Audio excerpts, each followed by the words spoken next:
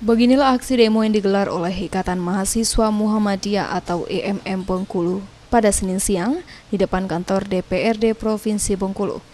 Dalam aksi ini, massa menuntut mundurnya Presiden RI Joko Widodo karena dianggap telah gagal memimpin bangsa Indonesia hingga terjadinya kesenjangan sosial dan perekonomian bangsa semakin terpuruk.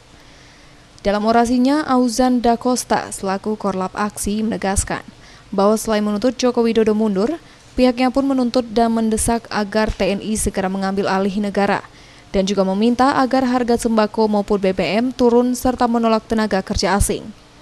Pertama, beliau memimpin, dia sibuk dengan kinerjanya dan sibuk dengan kabinet kerjanya.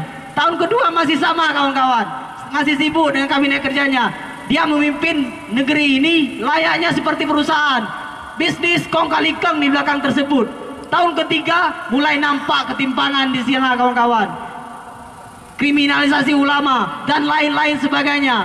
Ini menandakan bahwa ada yang salah di negeri ini dan harus kita peringatkan bahwa pemerintah hari ini harus benar-benar menyuarakan suara rakyat, pro terhadap rakyat dan tidak ada pro asing.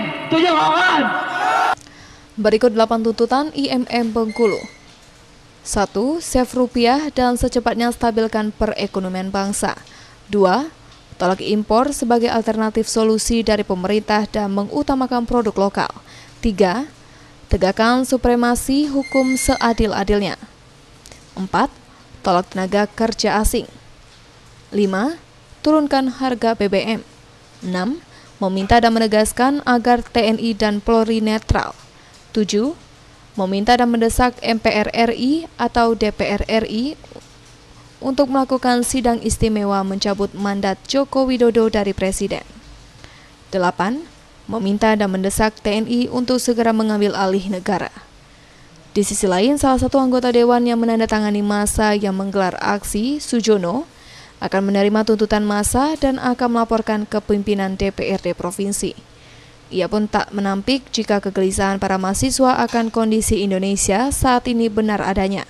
Terjadi kegagalan pemerintah dalam mengambil sikap. Awan intervensi internasional asing enggak gitu kuat ya sekarang, Mas. Jadi kayak gitu. Jadi intinya gitu.